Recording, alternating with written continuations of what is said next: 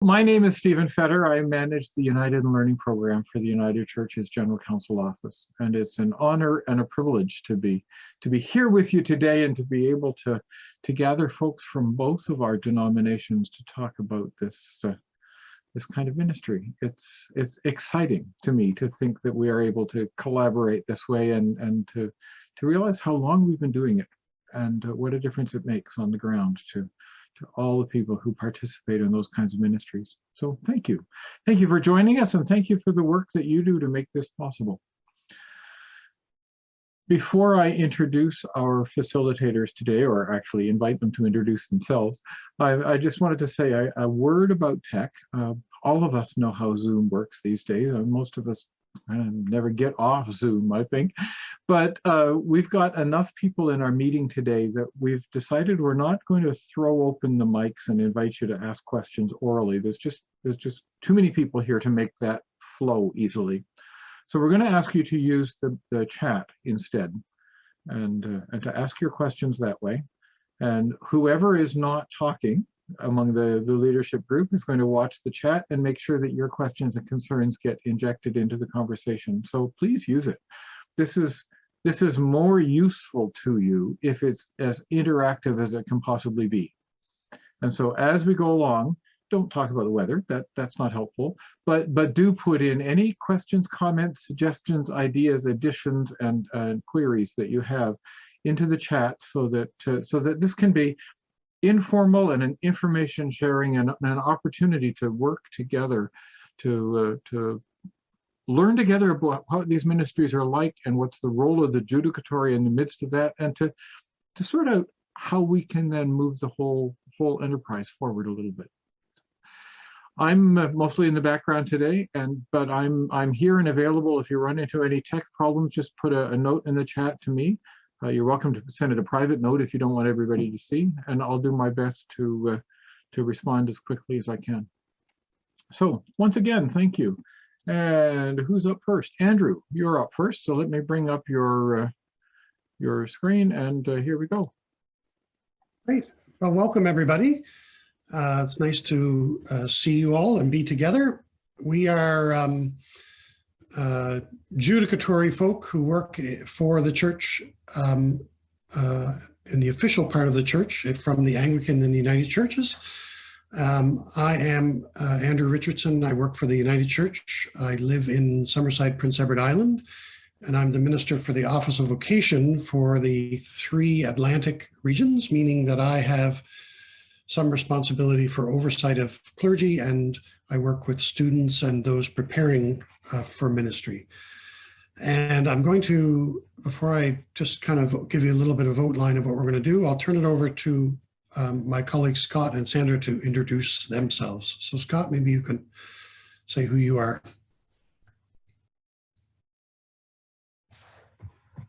Scott, you want to go?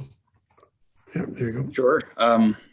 There I am. Morning, good afternoon. I'm not sure if it's evening for anyone, but hello.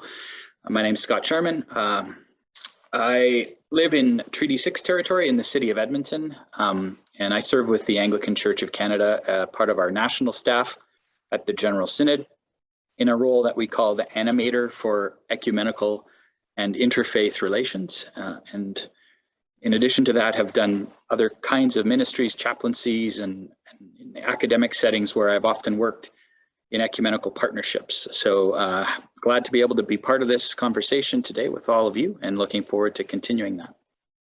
Sandra. Thank you. Hi, I'm Sandra Beardsall. I have been working in shared ministries for many years as a United Church minister. I served in a shared Anglican United Church ministry in Churchill Falls, Labrador, and then went into teaching for 24 years in a position called Church History and Ecumenics, where I taught courses in ecumenism and continued to research and really try to support ecumenical shared ministries, and particularly congregational ministries that we'll be largely focusing on today. And so it's just a delight to be with my colleagues and with all of you in this exploration. Great, thank you. Unfortunately, our group is large and we won't have a chance to introduce all of the participants together. But as I said, you are all judicatory members and from the Anglican and United Church. I think all entirely from those two churches. And you'll have a bit of time a little bit later on to talk in a small group to some of your colleagues. Mostly we'll be working in the main group. This program comes out of the Anglican United Church dialogue, of which Scott and Sandra and I and others were part of. And one of the things that we did in that dialogue was describe and list some of the successful ecumenical shared ministries between Anglicans and United. And that captivated some imagination, and we were asked to animate that a bit. And we thought, what better way to introduce it than to those of you who are working in the field and might have the most interest in making ecumenical shared ministries work and supporting them. So we're going to do three pieces today. We're going to talk about ecumenical shared ministries in terms of, we're going to ground them in the gospel, to give a little bit of a theological reason why these types of ministry are part of our calling. We'll share a couple of stories of some successful ecumenical shared ministries. And then toward the end of the session, we'll go into nuts and bolts and just get into some details about how they work and how you might support them and encourage them in your work. And as Stephen said, we're going to be using the chat throughout the afternoon, and Scott and I will be monitoring that and raising questions as they come up. As we begin, just a reminder that this particular webinar is focusing on Anglican United relationships, but Presbyterian and Lutherans are also involved in ecumenical shared ministries, and there are other churches too that have entered these relationships with the United Church. So it is primarily today focused on Anglican United, but there are other partners, and the themes and methods would be the same for everyone. So that's what we're about today. We've got about a little more than an hour to do that. And I look forward to talking with you all and learning from you, and hopefully you'll learn some things that will be helpful in your own ministries wherever they are. So I'll turn us over to Scott for land acknowledgement and to lead us in prayer. Thank you, Andrew. So we wanted to take a moment to draw to the forefront of our minds and to our spirits as we're talking today about things like diversity and being in right relationship and sharing and partnership within and between communities of faith in the way of Jesus. We also need to be mindful of the fact that I don't think we can talk about those things justly without naming the really more fundamental and urgent call to be taking the necessary steps to seeking repentance and reparation and living towards reconciled relationships with the first peoples of the many lands from which those of us who are on this call are connecting from here today. And so for me, I make my home in the traditional territory of the Cree, Blackfoot, Nakota Sioux, Saulteaux, and Dene peoples, and a homeland of the Métis Nation. And I want to invite you in the chat to name the first peoples who have been the stewards of the lands where you live and where you're calling in from today. And we do that as a sign of our commitment to the work of healing and decolonization of ourselves and of our churches as well. So please take a moment and put that into the chat. Thank you for that. And as these acknowledgements of relationship continue to come in, let us hold them and what they call us to in our minds as we speak together today. And let us begin with prayer.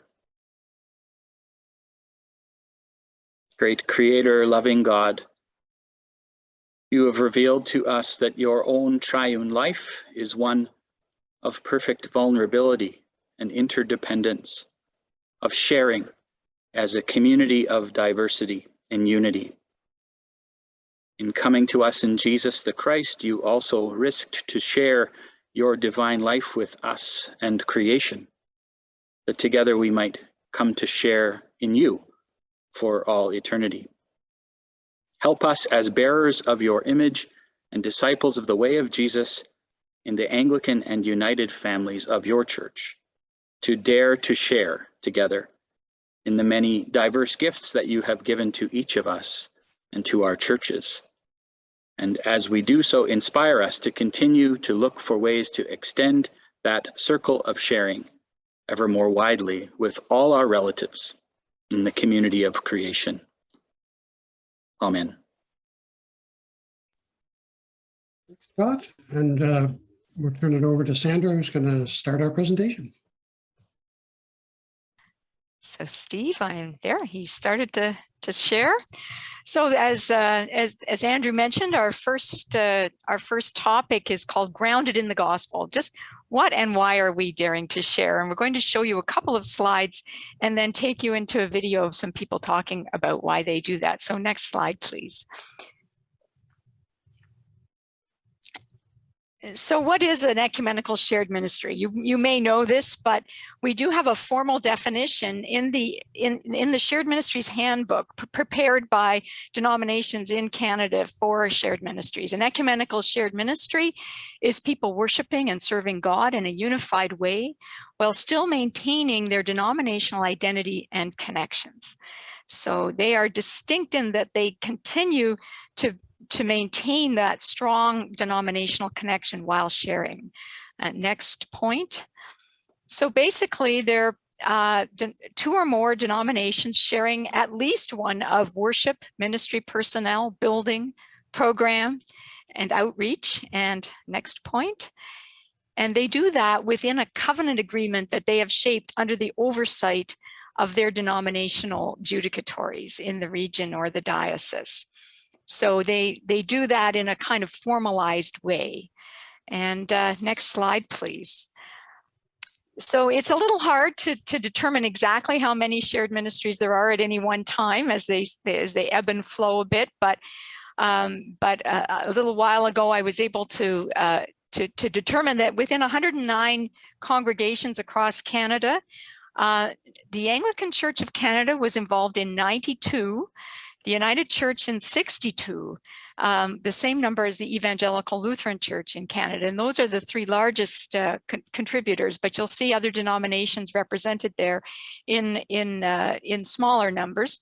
And you'll see that the Anglicans they win the prize for the most shared ministries in Canada, in part because of long-standing relationships with the United Church, and then their full communion agreement with the Lutheran Church, which has drawn them into Lutheran and Anglican shared ministries as well.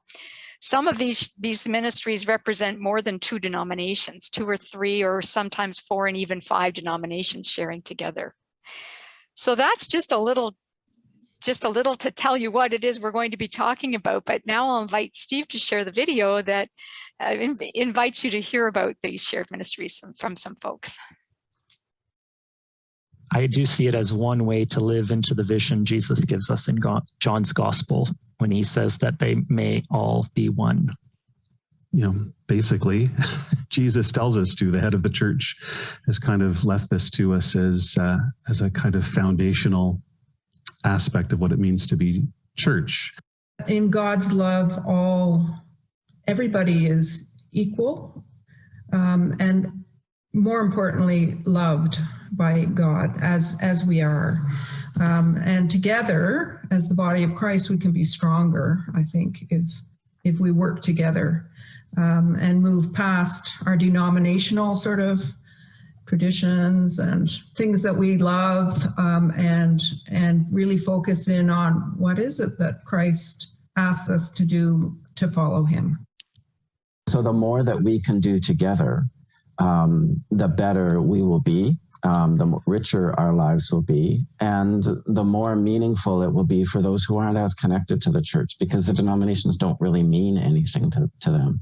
And there's a lot of people who are spiritual but not religious. They don't want to be part of an institution. So the less we're kind of connected to institutions, the more likely we are to appeal, to draw in those for whom church hasn't been an experience, but exploring faith and spirituality is important too. Shared ministry offers this opportunity to continue the ministry, but from a strong base. And I think that's why it can matter, is because the ministry that they do, and they often find this as they start to be in more conversation with each other, they share so many values and a deep connection to wanting to serve their communities. And then in their struggle, they've not been able to see how to do that. Once they start having these conversations, it just opens up some new possibilities. I get really excited with them. Very difficult to call or to ask a minister to come to a small town and not give them a full-time job. And so this was a practical step forward from our congregational point of view, but also from the minister's point of view. She was quite glad, I think, that we said, okay, let's have a conversation about this. On a practical level, I see it as a way to allow a Christian presence to remain in small communities, and it can allow for the ministry of small, strong congregations to continue. And ecumenical shared ministries are probably one of the most on-the-ground visible manifestations of the church's unity you can find, because they're very practical. And so that's another important reason that ESMs are important, because we just know from a very practical standpoint that dividing our resources needlessly and continuing to exist in these silos, in this case ecclesiastical silos, just kind of drains resources and energy and capacity, when we could just bring those things together for the church's life and work and witness in the world.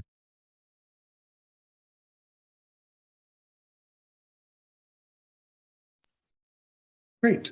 So you've heard a few people talk about their experience of ecumenical shared ministries, and just want to give us a few minutes to think about the video and just ask a general question, and you can put your answers in the chat. What did you notice in the folks who were talking about ecumenical shared ministry in that video? What struck you?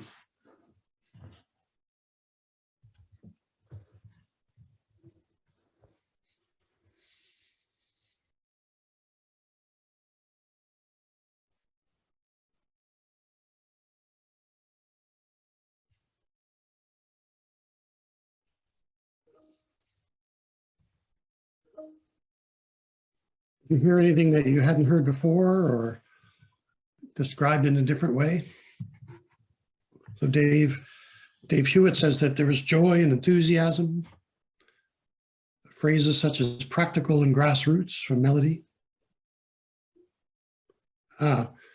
Stephen reminds us that the experience is both theological and extremely practical. And Lynn says the same thing. Strong sense of togetherness, sharing, hope,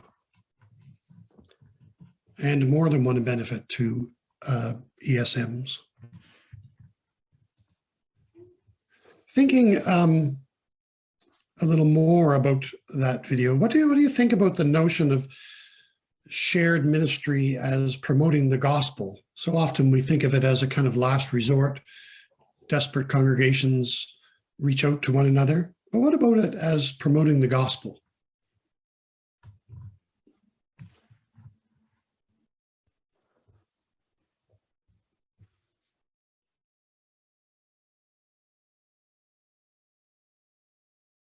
Scott says that he found the comment about denominations not mattering as much anymore to be interesting. And Melody says, bring it on. ESMs are the gospel in action.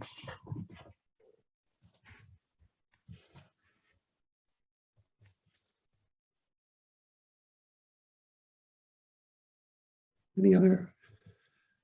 Spiritual, not religious, needs a place to be. Cheryl Ann says that shared ministry is another expression of our commitment to do whatever we can together and only what we must individually. So the Lund principle.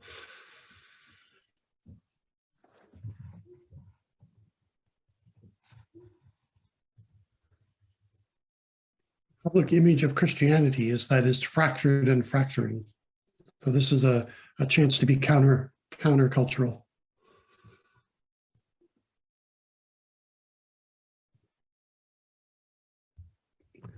Stephen says, our conflicts don't speak of Christ, but unity does.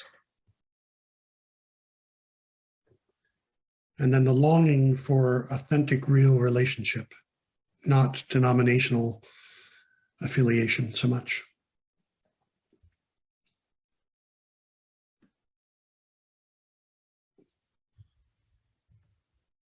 Okay, well, that'll get us thinking about ESMs in maybe a different way, and a reminder that they're not just an act of desperation.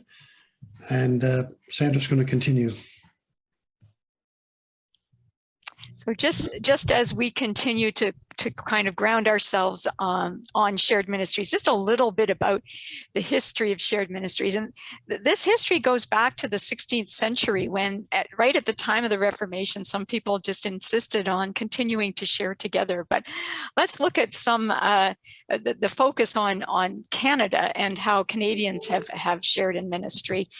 The fellow on the right there is the Reverend Charles McKillop, and he went from southern Ontario, well, Renfrew, Ontario, to Lethbridge, Alberta, which was then, of course, not Alberta, and was considered to be the frontier. So the first bullet point there, maybe then Steve, for that.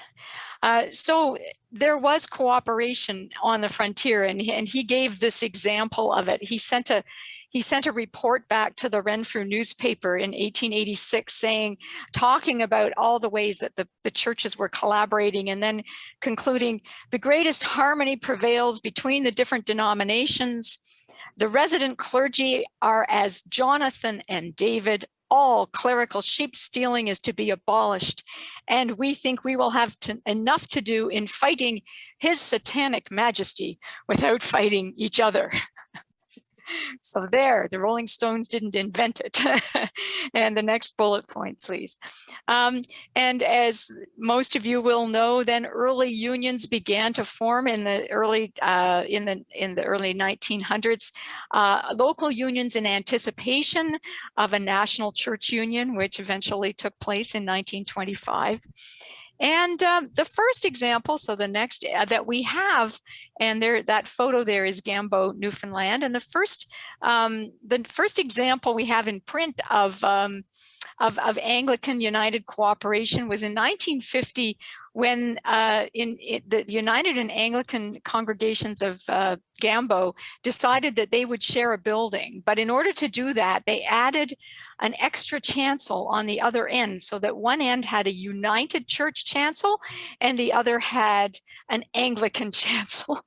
And then they organized the pews so that they could be flipped, and so that the services could orient either towards the Anglican or the United Church end. So that's the earliest. So the next slide, please. But formal sharing in a bigger way really began in the early 1950s. So first point there, and it began particularly in places where resource towns were being built in the post-war boom that reached into many parts of Canada, particularly rural and northern Canada. And the first thought was that whoever had a congregation there, the Anglican and United, will just put everybody into the same church. But then they refined their thinking and started thinking, next bullet please, about about sharing more deeply. And some of the first people that got into shared ministries, and one of them is on the call with us right now, and on this webinar. I'm so delighted. But on the left at the top, you see Alison Barnett Cowan, an Anglican priest who went on to do much ecumenical work nationally and internationally, but she served in northern Quebec and Labrador, and beside her is the Reverend Dr. Phyllis Smythe, who is on this webinar with us, who worked in Anglican United Church Shared Ministries in Quebec, and that was another place where there were a lot of shared ministries, partly because of resource towns and partly because the Anglophone minority drew the Anglican and United Church English speakers together into shared ministries. And so Phyllis could tell stories of those very early days. Next point, please. So then these sharing arrangements began to spread, and particularly into northern Alberta, the territories, and British Columbia. And on the lower right there, some of you will recognize the bishop and then archbishop and then primate of the Anglican Church of Canada, Ted Scott, who was deeply, deeply engaged in Anglican and United Church relations and helped build with his United Church counterparts, particularly in the Kootenays and Vancouver Island, and other islands, built strong United Anglican shared ministries in that part of the world. And so the next point, please. So in 1969, it is indeed a report from British Columbia that starts using the term shared ministries to describe these arrangements. And we're lucky that we have one term that we understand across Canada to say this, because in the United States, there's no one agreed term. And so having ecumenical shared ministries as an understood term is helpful to us. And the next point, the numbers have remained relatively stable between United and Anglican sharing across the decades. There's been, of course, some attrition as either the sharing dissolved or the whole community ceased to exist with ministry personnel and ministry buildings. But there have been newly formed ones as well. So they've remained relatively stable. And the next, so why would we try doing this? You heard the video, the folks on the video passionately explaining this. I did a survey a few years ago of ecumenical shared ministry practitioners, people who were both lay or ordered in shared ministry, and asked them that question. And what emerged, of course, as very important at the top of the list was practical and financial necessity. But close behind that, you'll see the desire to provide a more unified witness in the community. So while the necessity jumps out, almost everyone also agreed that they wanted to provide a more unified witness to their community, and that was an important part of it. And then the next slide. And along with that, a similar sense of importance of the desire to be together and know one another together better as Christians. Many communities, the people know each other in every other way, and yet they divide on Sundays. And so this is a way for them to know each other. And the last point on this slide. And for some, the opportunity to share programs, even if they didn't share a building or ministry personnel, was also important. And so that ranked high. That you can have a decent Sunday school if you combine. You can build a youth group if you put the youth all together. I found when I was in Labrador, we also combined, because our building was combined with the Roman Catholic Church.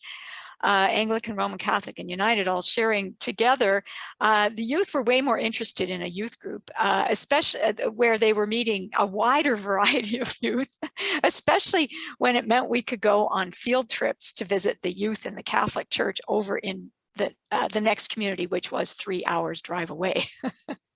Okay, so all of this points to what we might call a theology of vulnerability. And the first point, please. So the Reverend Claire Holmes, who was a United Church minister who became involved in early Anglican United Church sharing on the northern Vancouver Island in the 1960s and early 70s. He was interviewed in the late 70s, and his interview was preserved in the archives. And he said some wonderful things about his experience, but this one in particular strikes me. He says, the thing that always annoys me is that people say, oh, you just want me to get into it, ESMs, for the economics. I take that as a criticism that we were small, scattered congregations. He goes on, there is a text, I think, about that, to be blessed and poor. I think it is neat that we did, in fact, need each other. Maybe we are rich because we needed each other. Next point, please. So that reminds us that the way of Jesus is indeed the way of vulnerability, the way of self-offering. And for us then, as Jesus did, risking our certainty and our security for the sake of the life of the world. And we think shared ministries help us to live out that theology of vulnerability.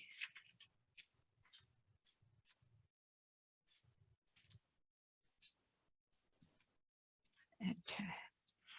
Thank you so much, Sandra, for starting us off with that background and grounding in the gospel, as you put it. So before we move from some of these foundational points in the first section of the webinar and into hearing some stories about actual congregations that have tried this, just a couple of minutes, if there was something that Sandra shared that you want to make a comment on, add some thoughts to, or if you have a question specifically for clarification about something that she said, again, please take a second and put that into the chat if you have something you want to follow up on.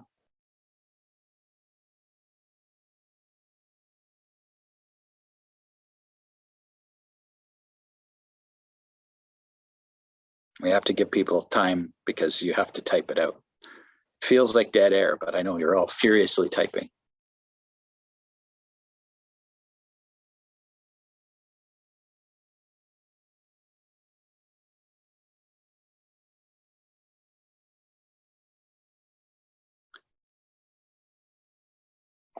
Comments or questions for Sandra on this first piece?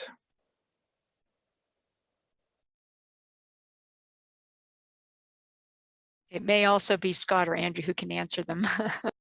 Yeah. So Judith writes, love the quote, maybe we are rich because we needed each other. That's, I think, a very profound insight.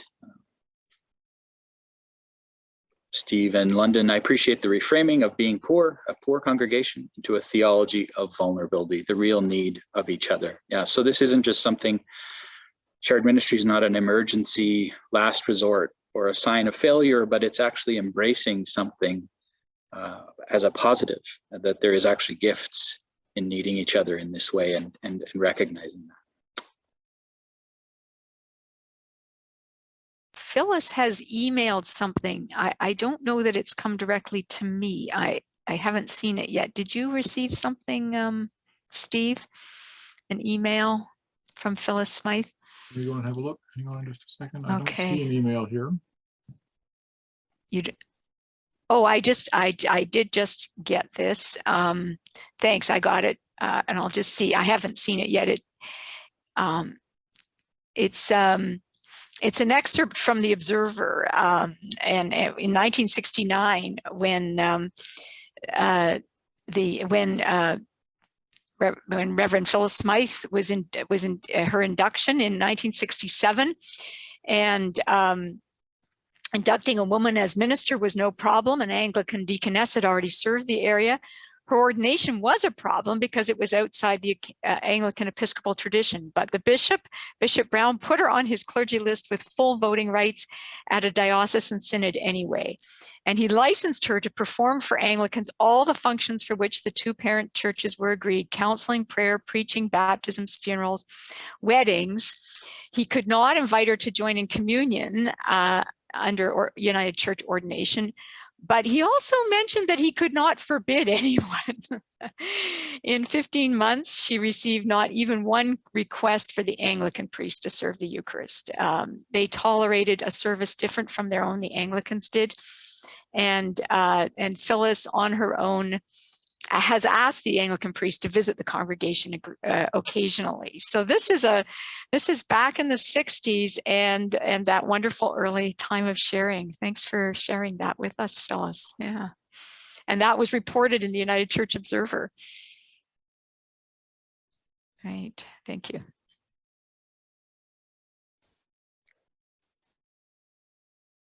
So seeing nothing further at this point, perhaps we move on to hearing some more stories.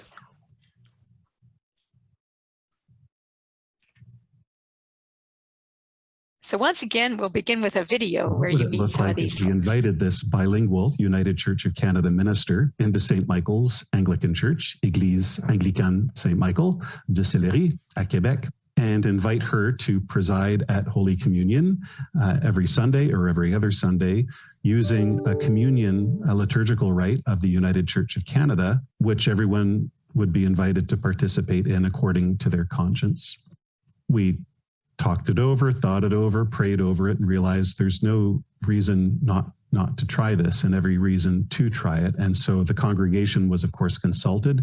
They were fully on board because they knew this person and trusted this person. I happen to know this person very well because she and I attended an ecumenical seminary together. And so we've known each other for years and remained friends and colleagues. So we trusted each other. We did that for about a year. And, you know, we were able to do it in part because the liturgical renewal movement over the last century or so has helped reveal just how much in common we have as churches in so many ways, including liturgically. And it worked. And it became even more than we intended. It was kind of like, how can we make this work? And then at the end of it, we realized, wow, this is a really unintended sign and symbol of the church's visible unity, more than we had ever intended it to be. And we realized even more, you know, just how much in common we have as sister churches. And we're not doing anything in person, but we've been doing messy church bags to deliver to family. And so it's been great to have this young person from the Anglicans who's got some gifts and skills in that area. And then the Lutherans have an intern who has done some youth ministry and stuff. So all three of us are like working together who've had experience with creative work and stuff. And so that's been really great. And it's a great opportunity for us to offer family ministry programming in a way that is outside of Sunday morning, in a way that would attract families who wouldn't otherwise come, as well as, like, we get lots of grandparents bringing their grandchildren. So it's quite a wonderful opportunity and benefit of, again, being together and working together. In the Fernie, not United and Anglican situation, when we entered the covenant, our agreement was just really to share the minister. We both have historic buildings, and feelings were very strong about keeping those off the table. And it was agreed that we would have worship at the United Church and also at the Anglican Church. COVID hit, and of course, all of us had to change, be able to change. And I think the fact that we had said we're going to share Reverend Andrea allowed us the chance when she said, we're going to do online worship. She was wonderful. And we're going to do it together. We all said, okay, and so that was a gift to be able to step into that pretty easily, actually, at that point. And then a year and a half later, to be at a point where now we have a combined service where Andrea has some Anglican elements and some United Church elements. It varies from week to week, and we sort of roll with the punches. So for me, it's an example of just how important things like ecumenical friendships are, and getting to know each other in so many different ways, because it was those relationships that existed before this problem appeared that allowed us to see a way forward very easily. And I think that's what the Holy Spirit's about, is being operative and all of that every step of the way.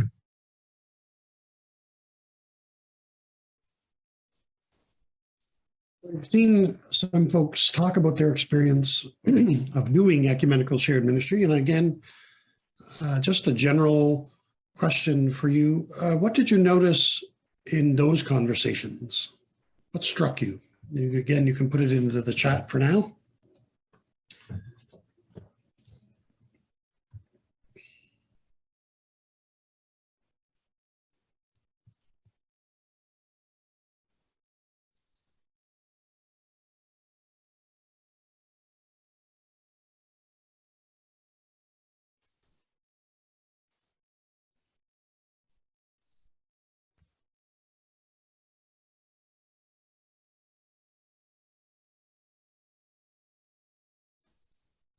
It says the willingness to find what connects us and use it as a basis to help us work with our moments of disconnect. A relaxed attitude to the necessities of ESCMs. So flexibility and innovation and developing relationships within the work, says Faith.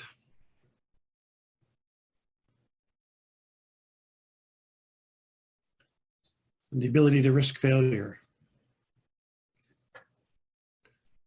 Melody says the power of trusting relationships to ease anxiety about new ways of being. And Stephen mentions a couple of things. First, I came back to the term relationship over and over as a foundation. And then second, the idea that there's risk here and a need to roll with the punches. But in a sense, that is being open to the Holy Spirit. Great reminder.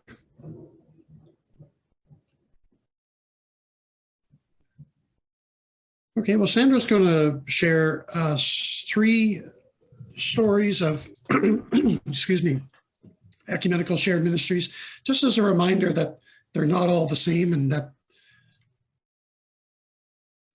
Oh, and he's muted. Anyway, yes. Well, as a reminder that they're not all the same, you've heard about 3, and I'm just going to share some more with you. 2 of the 3 that I'm going to share are represented in the materials you received from the Anglican United Church dialogue group. Sharing ministry ecumenically, and I really strongly encourage you to look at those. But one of these is one of the oldest ones in Canada, Windermere Valley. It was formed in 1965 on a trial basis.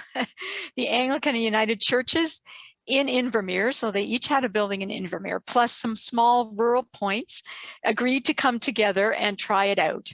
Well, it lasted, and eventually they decided to sell one of their properties in Invermere. So one of their churches was sold, and the other one was torn down to build one church for Invermere. And this is the church that they built together, which is a beautiful building with multi-purpose and that is shared with other denominations as well.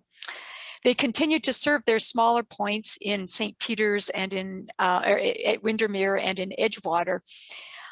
They worship with a blended United Anglican Church liturgy that has been approved by their bishop, and they've done that over a number of years. Many shared ministries alternate their ministry, their liturgies between denominations, but some do the blended option.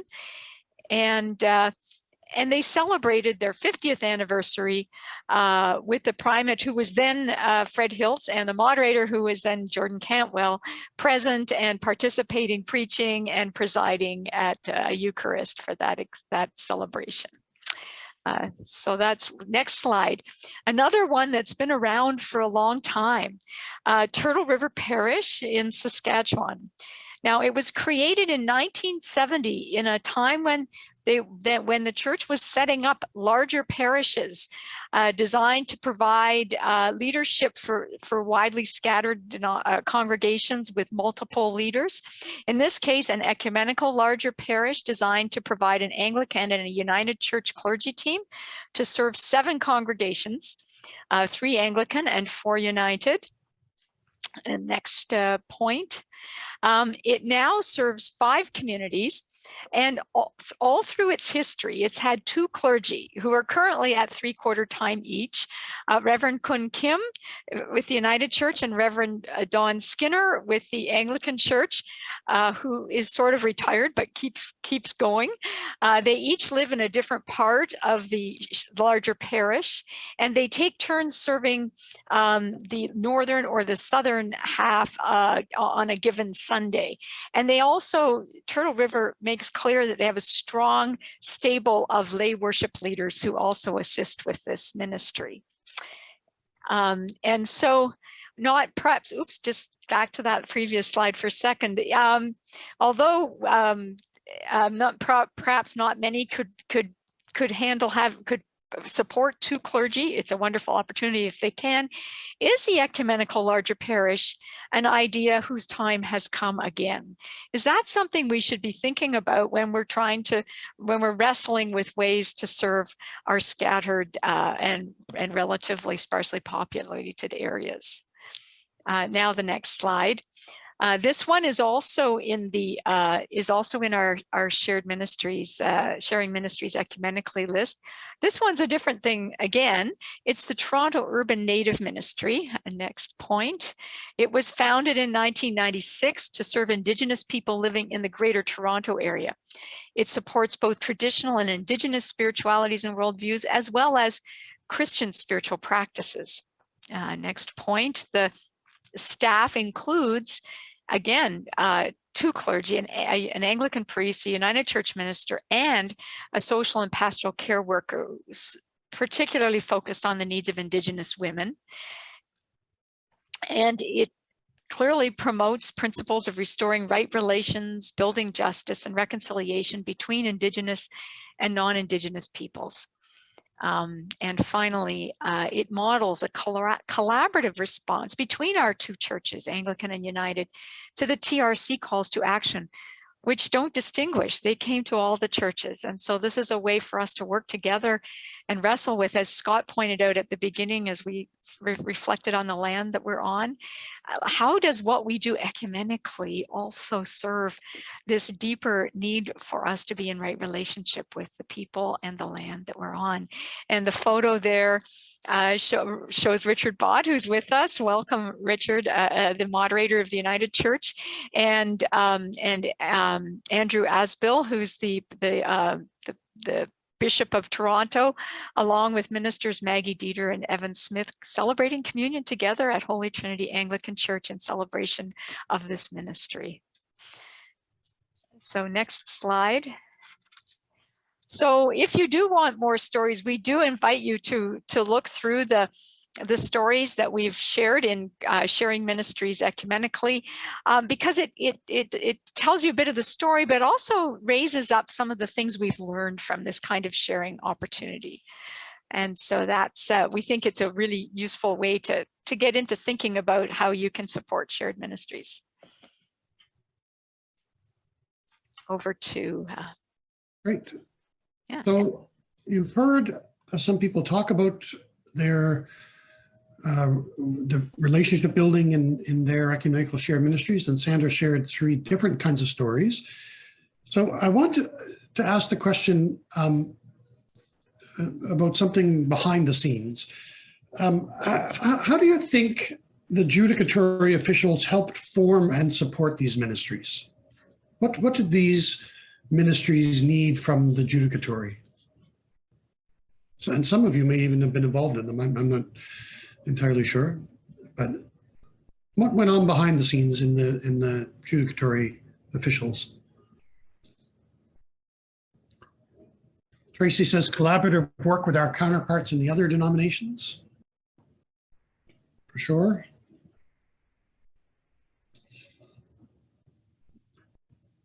Richard says a permission-giving attitude, a willingness to work with the rules and seeing what we can stretch and massage. Indeed. Problem solving, says Anne. Scott says knowledge of each other's systems and guidelines. Kathy, facilitation of conversation and good process. Melody, championing opportunities to build relationships. Having an open mind. It's a key adjudicatory virtue, I think.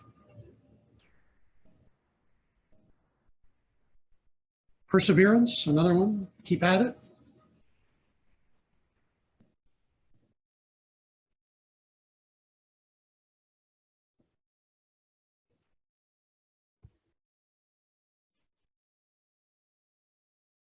Holding liturgical requirements lightly, says Dave. That's a very important one.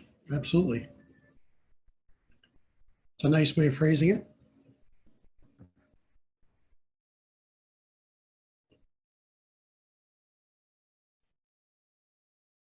Okay, well, let's go back now, and we're going to switch a little bit in our tone here and begin to dig a little bit into the kind of nuts and bolts of how these things work practically. I'll just note that Lynn Allen mentioned the importance of education, and I think that's a really vital one too. In some ways, that's what we hope these webinars are doing, is helping to ground people in some education and about what shared ministries are. And so here, so this is to focus then on judicatories themselves, what you folks juggle and maybe even sometimes enjoy. We hope you do in your work. Okay, next slide, please. So yeah, so here are some images of oversight in the church. Up in the right-hand corner there, one of the earliest photographs ever taken professionally by David Octavius Hill, who photographed the Dumbarton Presbytery in Scotland, and clearly thought it was so important an entity in Scottish life that he made a photo of it in a time when very few photos were made.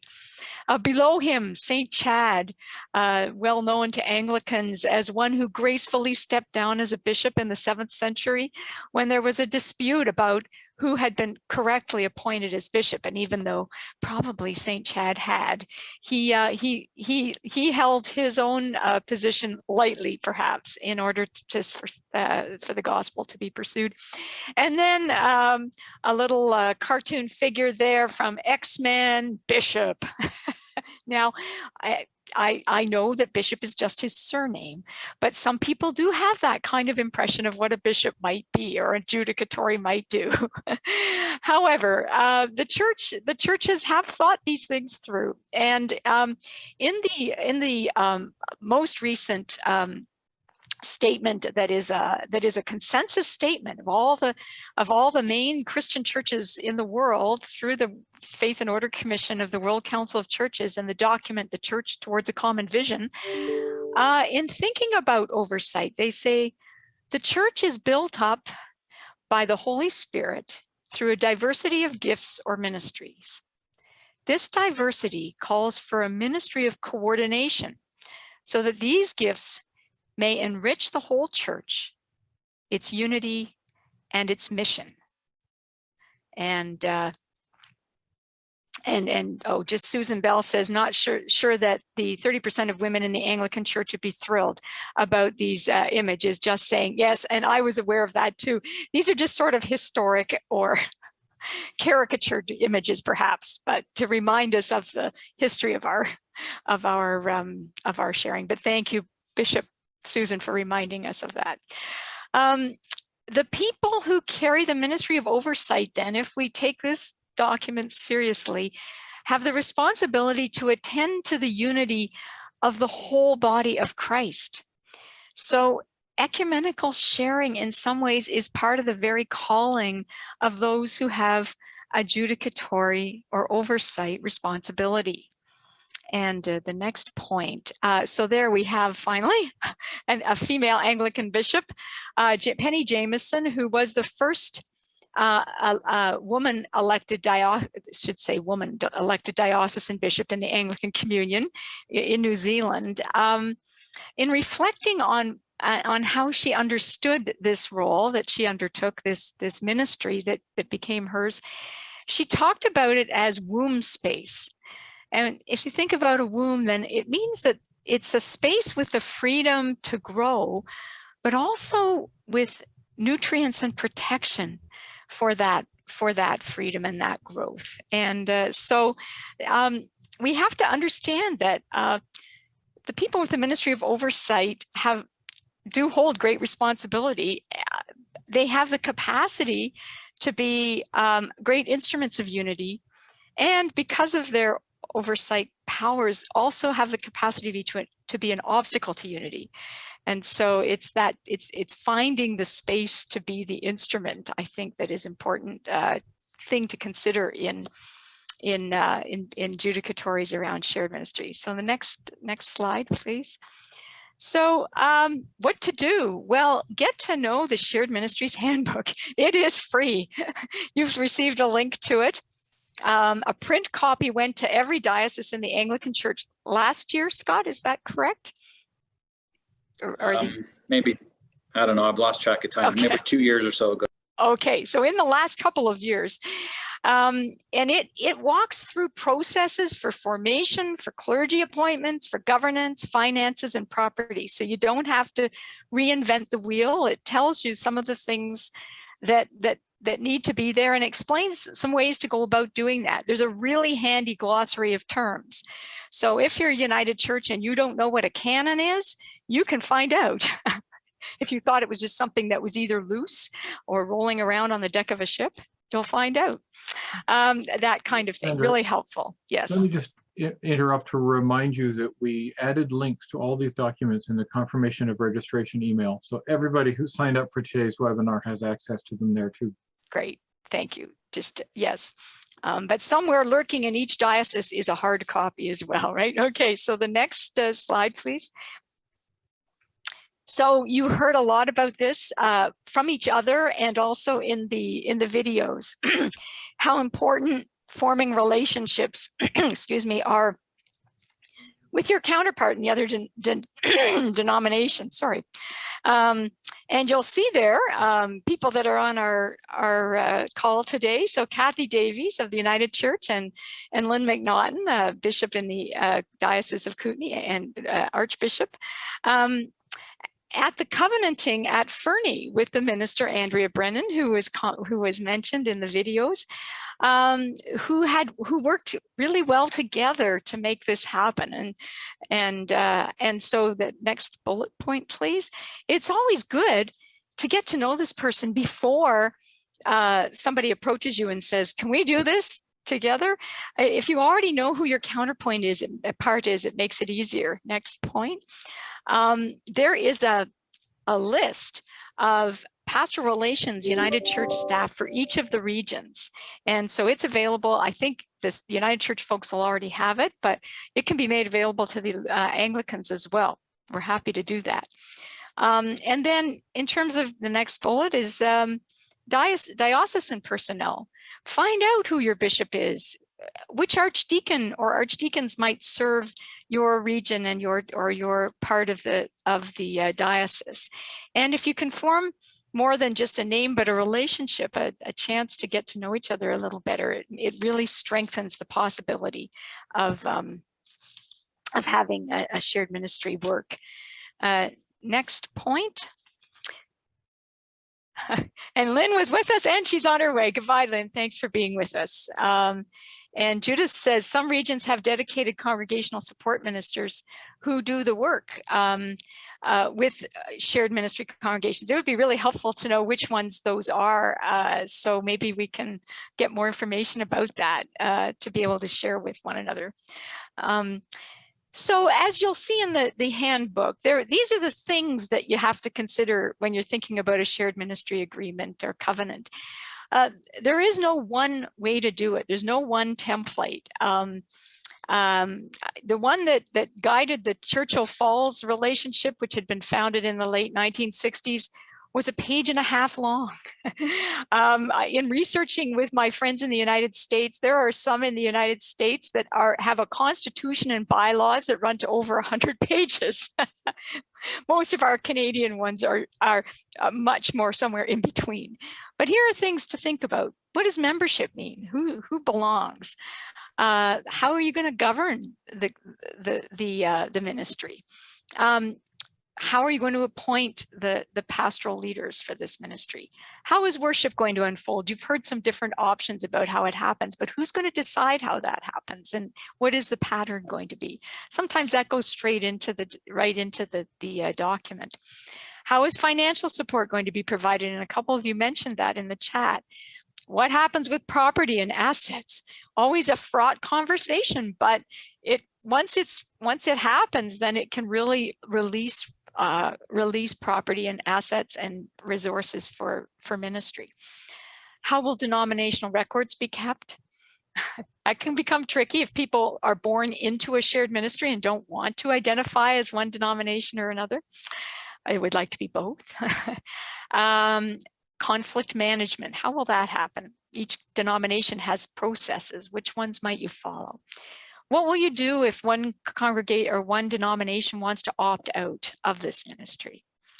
How will you orient the people in the congregation and in the ministry leadership to the ministry, as well as new people who emerged into the parishes?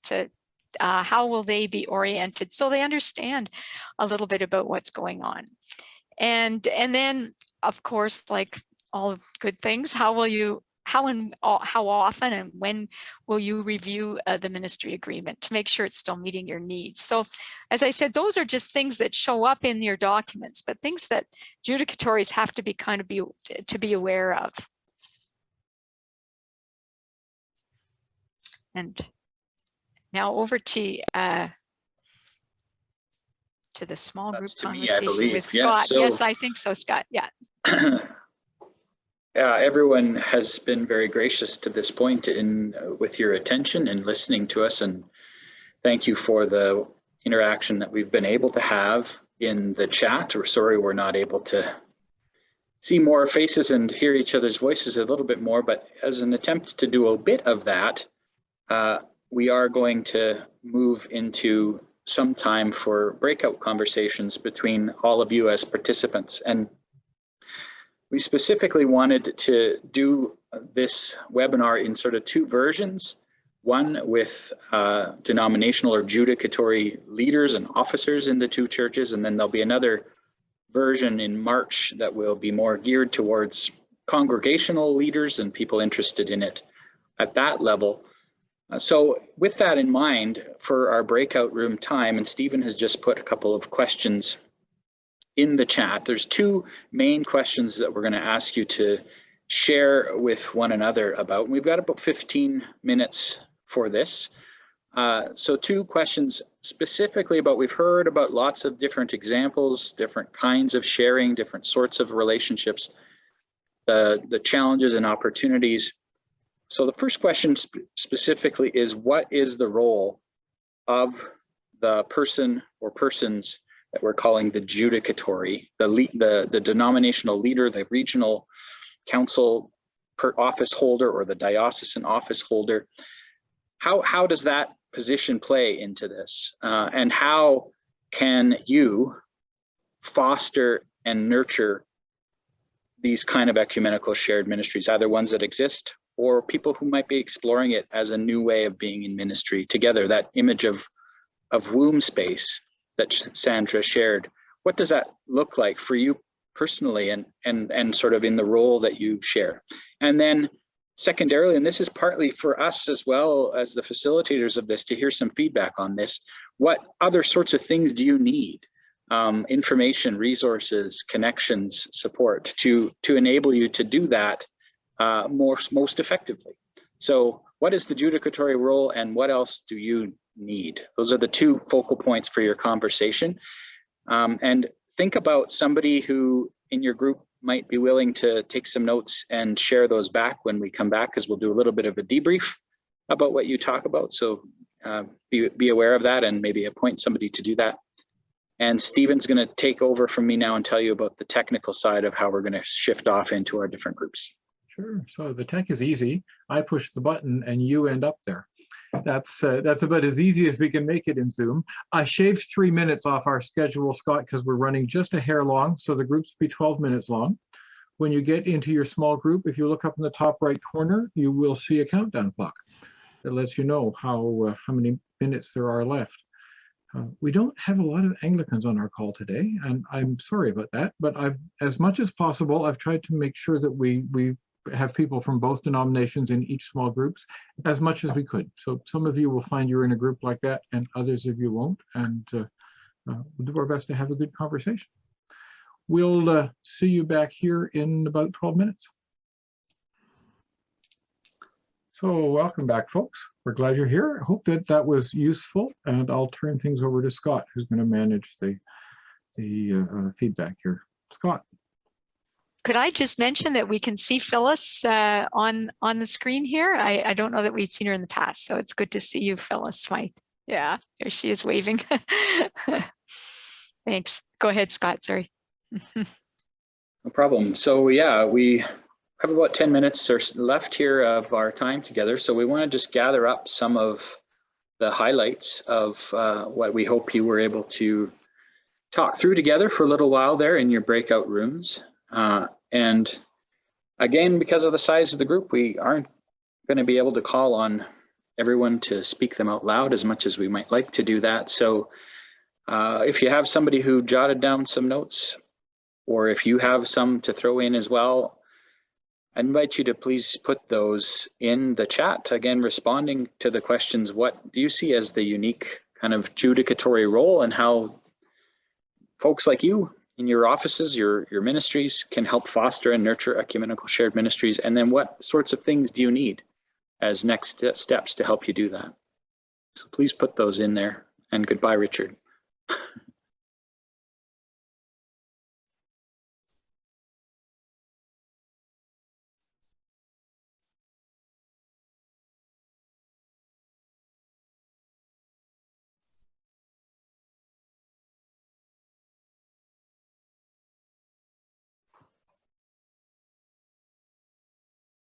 Okay, so Cheryl Ann, we agreed it would be helpful to shift the conversation from local congregation reaching out to local congregation to judicatory officials from different denominations connecting and setting the table for this type of discussion, so that we can be sure that officials are involved and supportive before local folks do work that ends up not approved. So that's a really good, I think, process and communication observation. It's one of the reasons we wanted to do this webinar with judicatory folks first, because it is really important that there is the adequate lines of communication and the support to help navigate the challenges before things on the local side get too far down the road. So thanks for that. That's really good observation. Any others from other groups?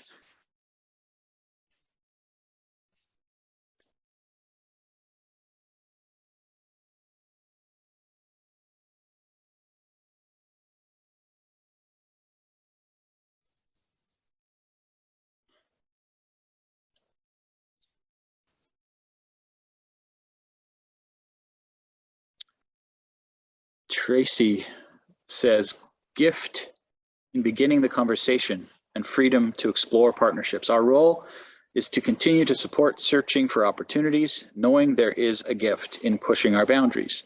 We need to keep working on building relationships with our counterparts in both Canadian Shield and Living Skies. Most recent ministries were successful negotiated with evangelical Lutherans. Yeah, so I think part of that is messaging around reminding people in local communities that this is a gift opportunity, not a last resort kind of thing, and helping people see that and see what they might learn and experience and be able to grow in, knowing who the people are and building relationships so that when the opportunities present themselves, things can happen. And yeah, of course, thinking about other partners beyond the Anglican Lutheran conversation is really important. So Lutherans, Presbyterians, and others bringing bringing all our neighbors into these conversations. Kathy Davies, often some of the first conversations are to clear up misunderstandings about the structures of each denomination, as well as the roles of communion and worship in our traditions. Yeah, so that seems to be speaking to some of the stuff around education and helping people get over some of the stereotypes or misinformation. So being a champion for correct understandings and helping people have the knowledge they need to be able to consider this option. Room 3, there's multiple people in the UCC who can help share information, stories about ESMs, especially the different models, learning from some of the different models so that you're not just starting from scratch. Judicatories can help building the relationships, reaching out to others who are part of ESMs to see if they can share some information. So networking, putting people in touch. If one shared ministry that you know of that's been around for a long time might have insights to share to a new group in that same part of the country that's just exploring this, putting people in touch with people and all of that. Navigating the collaboration between partnering congregations has similar qualities regardless of denomination. That's very true. Judicatory officials can assist in exploring building use, budgets, seating arrangements, worship schedules, decorations, banners, so on. Biggest challenge is licensing for sacraments. So challenges around sacraments and ordination are key issues, and they're part of the ongoing dialogue of our churches in other circles as well. But certainly the input of judicatory leaders in different regions and dioceses of our churches have a lot of vested interest in those kinds of questions, and we need to keep those conversations open so we have proper understanding of our rules, and so that we aren't accidentally offending somebody, but also that we're able to work within the constraints and limitations that are there creatively to maximize opportunities for what we can do together.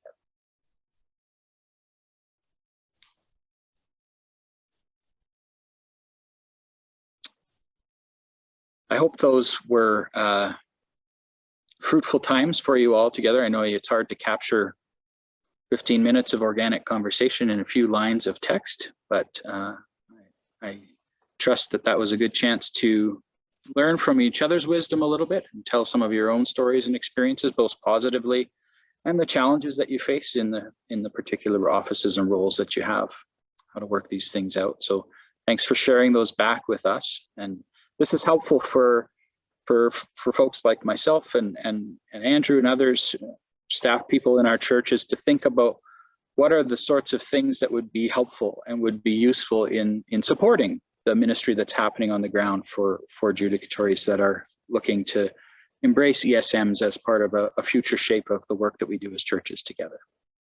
So we appreciate that as well. Okay, we might move on to just one more slide, and this captures much of what your conversations had to say. So it's kind of a summary of wisdom, but wisdom that you've also shared. Of course, cultivating a climate of open and mutual respect is really key, but not always there. It needs to be sometimes cultivated. Supporting the effort as an experiment, as a way to try to be faithful Christian community together. So not so much a burden that this has to be perfect in all ways, but let's see what we can do together. Next. Shared ministries often find that times like confirmation, which have a different flavor in each of the denominations that participates, and certainly between Anglican and United churches, can actually happen collectively or collaboratively and together as a joyful celebration where we recognize both our unity in faith, but also the diversity that we share. We haven't talked about interdenominational conflict, but we do know that at times our denominations don't agree with one another, or we find that we're disappointed in one another for something or other, and committing to use pastoral sensitivity with shared ministries and with our counterparts when dealing with that is really important, and not hold the children who are the parishes hostage to the parents' disputes in this sense. And finally, we do encourage you to support and engage the recommendations of the whole Anglican United Church Dialogue Report of 2020. The report on sharing ministries ecumenically was one piece of that, but it has a series of recommendations. There was a lot of work done on the question of episcopae in towards that question of how do we support one another in ministry and recognize each other and come closer in recognizing each other's ministries. And some of those questions were wrestled with over the years in shared ministry or in dialogue, and they show up in that report. So we encourage you to have a look at that as well as part of your ministry. So we're coming to an end of our time, but before we go, this is a little smorgasbord of resources to help you in your work. So you'll see up in the left of this, the final report of the dialogue between the Anglican Church and United Church. And I think that was one of the attachments, one of the resources. There's a link. The Ecumenical Shared Ministries Handbook, and then Daring to Share, which is a book by Sandra and some colleagues that looks at multi-denominational congregations in North America. And that is going to be, that's a useful resource because it goes into quite a bit more detail. And there's a lot of research into that. And as far as I know, that's really the only researched piece of work on ecumenical shared resources. So you may want to pick that up. You can get it from Amazon. It's a Kindle book as well, I think, Sandra. So you don't have to buy the hard copy. Yes, next and slide. it looks like a cookbook. That's the, your friends will think you've got a cool cookbook. Cook up a shared ministry. Yeah. And one of the things that you can help us with is the next webinar on March the 8th is for folks in congregations or on the ground who are thinking about or beginning to explore ecumenical shared ministry. And if you know of people in your diocese or region that should be at this webinar, if you could steer them toward it, that will be really, really helpful. And then you'll know who they are, and then you can have continued conversations with them after the webinar and support them as they start their journey. Is there another slide, Steve?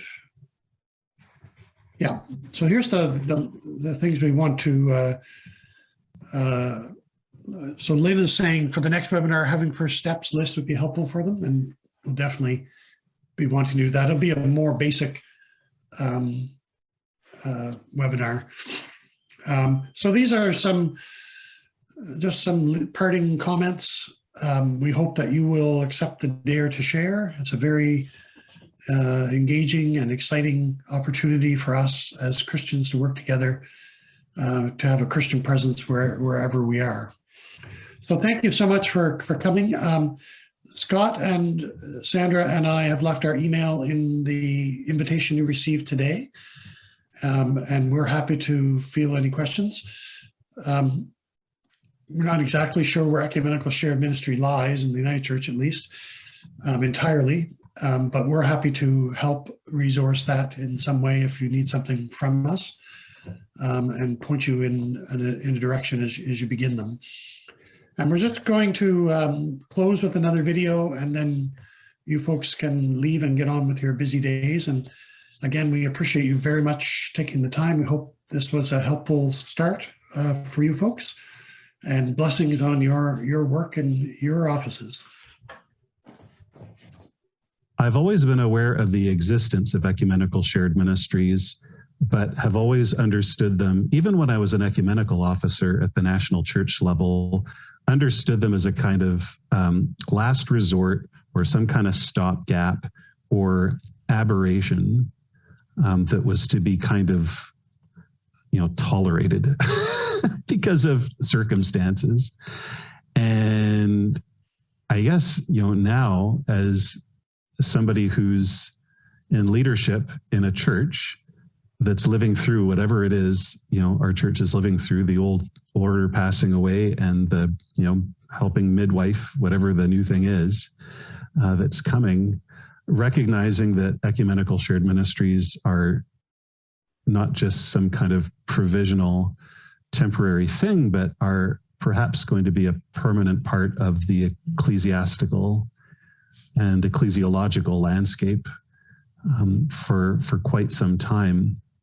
And it's good to see that there's actually some or more and more scholarship being dedicated to them and engaging with ecumenical shared ministries theologically rather than just canonically or administratively or constitutionally. This is how we can make these things work, as opposed to what is distinctive about the ethos and the identity and the ecclesiology of these local communities. So I think that might also be a gift to the churches too, and those who think theologically about these things. One of the gifts is the gift of creativity, of finding a new way to follow Jesus together and not just remain in our own denominational lanes or boxes, but be creative as God's calling in each local community context to figure out ways for the church to have a shared mission to follow Jesus together. Becoming an ecumenical shared ministry forces, in some way, those communities of faith to get clear on their why and realize there's not actually so much difference. So it breaks down a lot of those barriers. When you have someone else to dialogue with about worship or outreach into the community or whatever, then it brings in an element of possibility for change, more change, I think. If we never hit bumps on the road, if we never were confronted by challenges or problems, then that would probably mean we're just doing everything on the surface. But, with the Lutherans, for example, we are bumping into theological and sacramental and ecclesiological questions, and they're not insurmountable, but because we've been in this for 20 years now, we can have honest conversations about them and try and overcome them. So I think there's possibly lessons from another bilateral ecumenical relationship that the Anglicans have had that we can bring to the table of ecumenical shared ministries with the United Church of Canada, in the same way that the United Church's full communion relationships with, like, the United Church of Christ in the United States can maybe help inform our bilateral relationship here in Canada. Well, blessings, everybody. Thank you for your engagement. I look forward to further conversation around this.